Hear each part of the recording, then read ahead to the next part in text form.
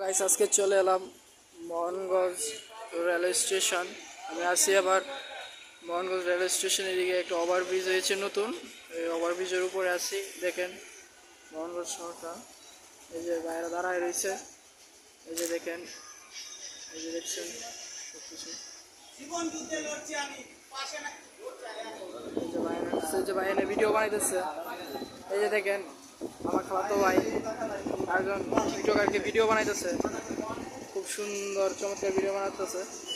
দেখেন hello guys, আজকে নিয়ে এলাম ওই যে দেখেন স্টেশনটা।